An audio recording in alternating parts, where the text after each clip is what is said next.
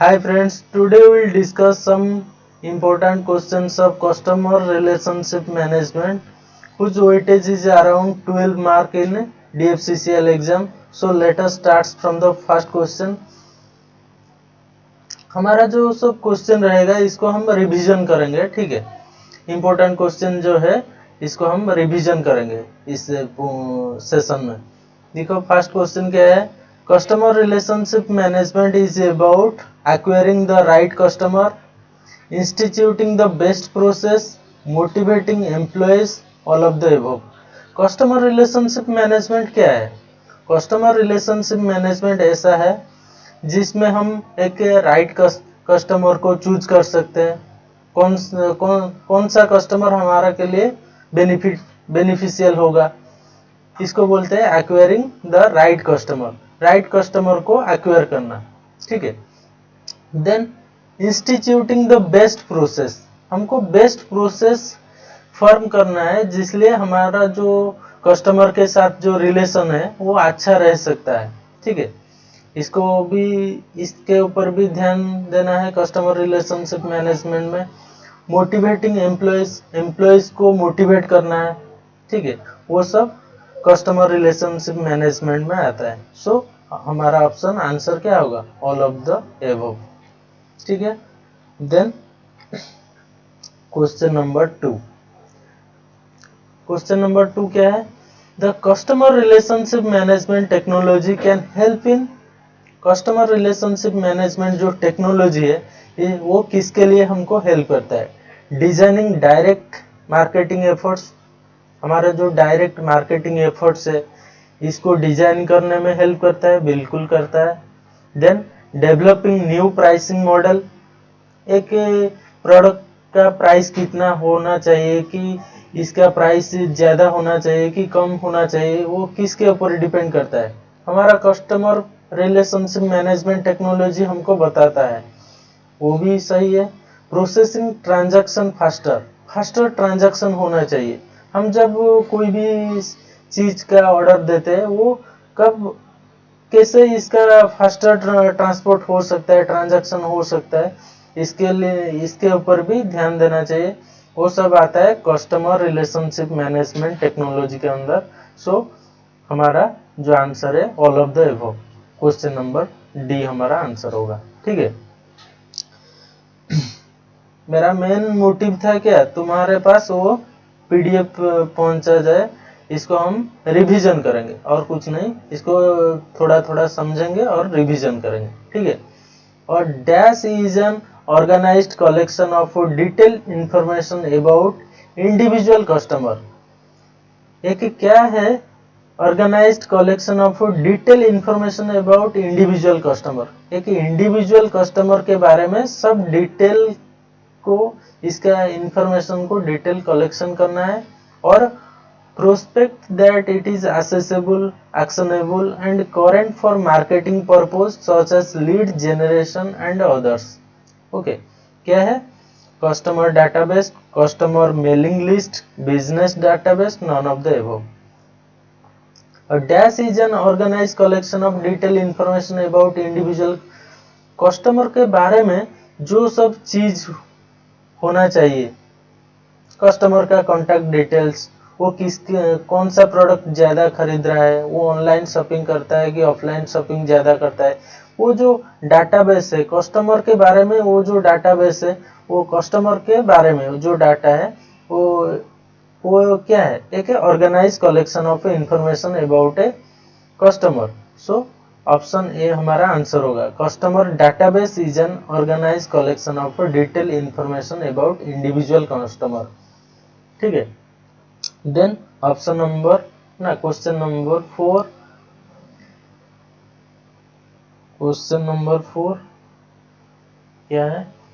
Dash uses sophisticated mathematical and statistical techniques such as neutral networking and cluster analysis, ठीक है। Dash uses sophisticated mathematical and statistical techniques such as neutral networking, cluster analysis, ठीक है। Data mining uses sophisticated mathematical and statistical technique.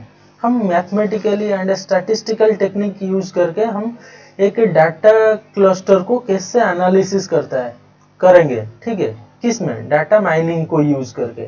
Data mining को हम use करके एक customer के बारे में इसको एनालिसिस करेंगे bye mathematical and statistical technique use करके। हम जब कभी कभी देखते हो क्या, ग्राफ और पाई चार्ट और बार ग्राफ यूज करके हम किसी भी डाटा को रिप्रेजेंट करते हैं कि नहीं।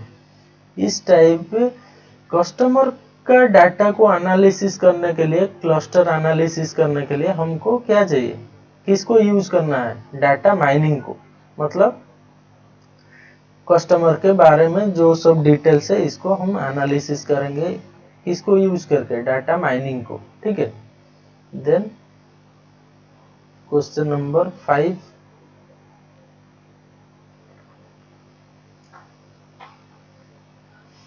the main drawbacks of customer relationship management।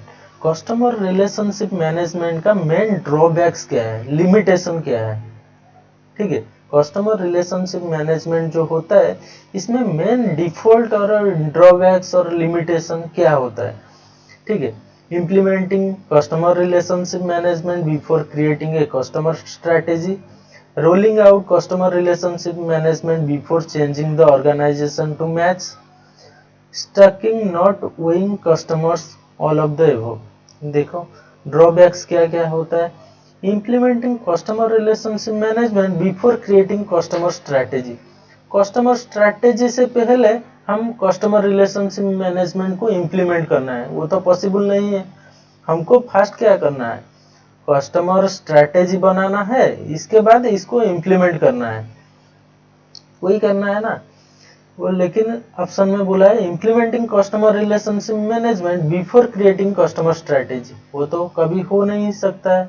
Then question number 2 क्या बोला है, rolling out customer relationship management before changing the organisation to match.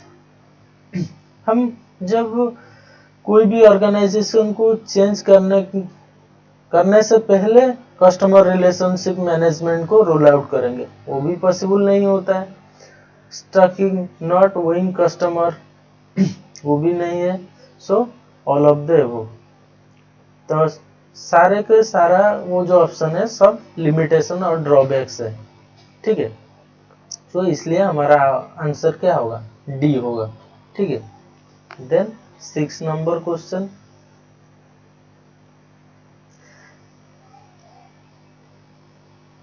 the marketing messaging committed to customers wishes is a part of। देखो the marketing messages committed to customer wishes, customer का विशेष क्या है, determination क्या है, customer क्या चाहता है, वो किसके ऊपर डिपेंड करता है, परमिशन ऑफ मार्केटिंग के ऊपर डिपेंड करता है। Permission marketing, marketing permission is a part of customer विशेष, ठीक है। Option A is the correct answer. Then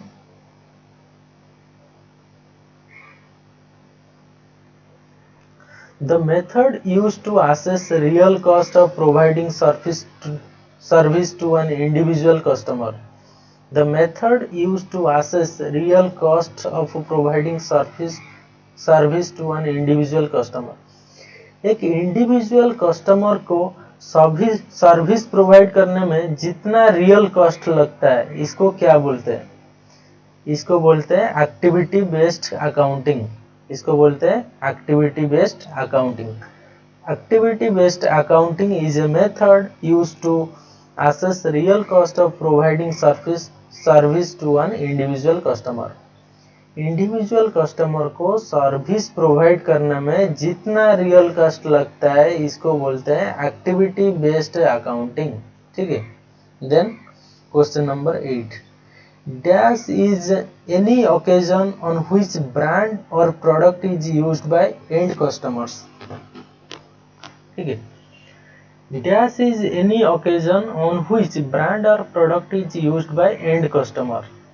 सबसे लास्ट में जो कस्टमर है वो जो ब्रांड को एनी ओकेजन में ब्रांड को जो यूज करता है और प्रोडक्ट को यूज करता है, इसको क्या बोलते हैं? इसको बोलते हैं customer touch point. Customer touch point is any occasion on which brand और product is used by end customer. ठीक है। Then question number 9, dash is the study of how individual groups or organizations select, buy, use or dispose of goods. Dash is the study of how individual groups or organization, एक customer कैसे एक चीज को select करता है, bye करता है, use करता है और इसको डिस्पोज भी कर देता है। ठीक है, to satisfy their needs and wants.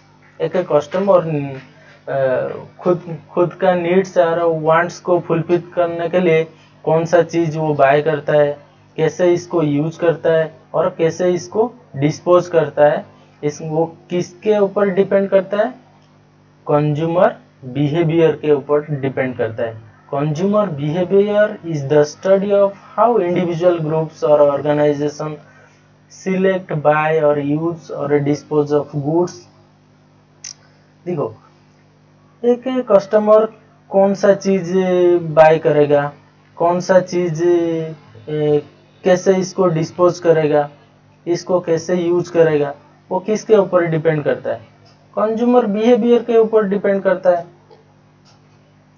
मैं आईफोन बाय करूंगा कि सैमसंग बाय करूंगा, वो किसके ऊपर डिपेंड करता है? कंज्यूमर बिहेवियर के ऊपर। कंज्यूमर का बिहेवियर जैसा होगा वो ऐसे प्रोडक्ट बाय करेगा, इसको सेल करेगा, इसको डिस्पोज करेगा, ऐसे सर्विस प्रोवाइड करेगा कि नहीं? Then question number 10, a consumer buying behaviour is influenced by. Consumer का जो बाइंग बिहेवियर है, वो जो कौन सा चीज बाय करेगा, कौन सा चीज सेल करेगा, वो किसके ऊपर इन्फ्लुएंस है? Culture and social factor, personal factor, both A and B, none of the above. Consumer का जो बाइंग बिहेवियर है वो किसके ऊपर डिपेंड करता है? Cultural and social factor. वो किस कल्चर को बिलोंग्स करता है, किस सोशल फैक्टर को बिलोंग्स करता है, इसके ऊपर भी डिपेंड करेगा। वो कौन सा चीज खरीदे, कौन सा टाइप का ड्रेस पहनेगा, वो तो इसका कल्चर के ऊपर भी डिपेंड करता है थोड़ा थोड़ा। एंड पर्सनल फैक्टर के ऊपर भी डिपेंड करता है, इसका पास मनी कितना है कि नहीं है, वो भी पर्सनल फैक्टर के ऊपर भी डिपेंड करता है। ठीक है। Then 11 number, dash exert the broadest and deepest influence on buying behavior।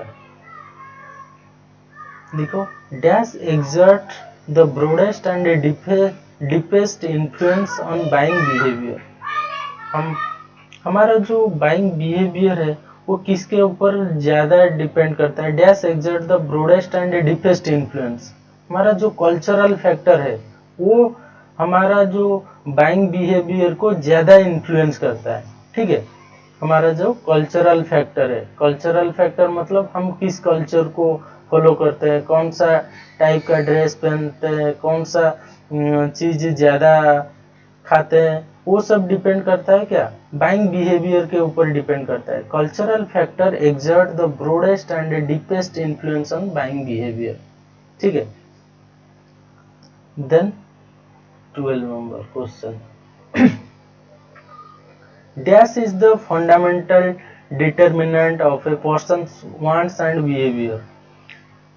ठीक है। Dash is the fundamental and determinant of person's wants and behaviour. Person का कौन सा चीज वो ज्यादा चाहता है एंड बिहेवियर, पर्सन का बिहेवियर किसके ऊपर डिपेंड करता है? कल्चर के ऊपर डिपेंड करता है। ठीक है। Culture is the fundamental determinant of a person wants and behaviour.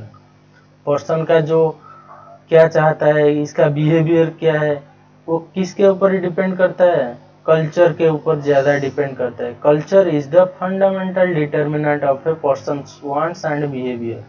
Then question number 13, Indian marketers use a term called socio economic classification.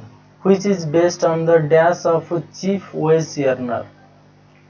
Indian marketer में एक टर्म यूज होता है क्या, socio economic classification. Socio economic classification किसके, which is based on the dash chief wage earner, that is education के ऊपर depend करता है एंड ऑक्यूपेशन के ऊपर डिपेंड करता है क्या, सोशियो इकोनॉमिक क्लासिफिकेशन। कौन सा एक आदमी का ऑक्यूपेशन क्या है, इसका एजुकेशन क्या है, वो इसका अर्निंग के ऊपर भी डिपेंड करता है कि नहीं। जो आदमी ज़्यादा एजुकेशन किया है वो नहीं। Indian marketer use term called socio-economic classification which is based on the dash of chief wage earner, that is education and occupation के ऊपर डिपेंड करता है, बोथ ए एंड बी के ऊपर डिपेंड करता है। Then question number 14, socio economic system classifies urban household into dash broad categories. Socio economic system जो है हमारा इंडियन मार्केट में, वो क्लासिफाई करता है क्या, अर्बन हाउसहोल्ड को कितना ब्रॉड कैटेगरीज में, 8 ब्रॉड कैटेगरीज में डिवाइड करता है। Socio economic systems of classification of urban household. Urban area में जो हाउसहोल्ड होता है इसको कितना कैटेगरी में डिवाइड किया गया है सोशियो इकोनॉमिक सिस्टम में, 8 कैटेगरीज में डिवाइड किया गया है, ठीक है। Then question number 15, for the rural areas socio economic system use dash of the chief wage earner, ठीक है। हमारा जो रूरल एरिया है इसका जो सोशियो इकोनॉमिक सिस्टम है किसको यूज करता है, चीफ वेज अर्नर के टाइप में, occupation and type of home. कौन सा ऑक्यूपेशन वो फॉलो करता है एंड किस टाइप का इसका घर है, होम है, इसके ऊपर डिपेंड करता है इसका सोशियो इकोनॉमिक सिस्टम। इसका सोशियो इकोनॉमिक सिस्टम अच्छा है कि बुरा है, हमको कैसे पता चलेगा। एक रूरल एरिया में, एक विलेज एरिया में एक आदमी का सोशियो इकोनॉमिक सिस्टम्स और सोशियो इकोनॉमिक कंडीशन अच्छा है कि बुरा है, हमको कैसे पता चलेगा। इसका ऑक्यूपेशन क्या है, इस आदमी का ऑक्यूपेशन क्या है एंड इस वो आदमी कौन सा टाइप का होम में रहता है, वो अच्छा घर में रहता है कि थोड़ा बुरा घर में रहता है, इसके ऊपर भी डिपेंड करता है, ठीक है। Option A is the correct answer होगा। Then 16 number, socio economic systems classifies rural household into dash broad categories. हमारा जो सोशियो इकोनॉमिक सिस्टम्स है रूरल एरिया में वो कितना ब्रॉड कैटेगरीज में डिवाइड किया गया है, कितना कैटेगरीज में डिवाइड किया गया है, 4 कैटेगरीज में डिवाइड किया गया है रूरल हाउसहोल्ड को। अर्बन हाउसहोल्ड को कितना कैटेगरीज में डिवाइड किया गया था, कितना 8 कैटेगरीज में डिवाइड किया गया था, लेकिन अर्बन एरिया में, रूरल एरिया में 4 कैटेगरी में डिवाइड किया गया है, ठीक है। Then question number 17, social class is indicated by dash variable.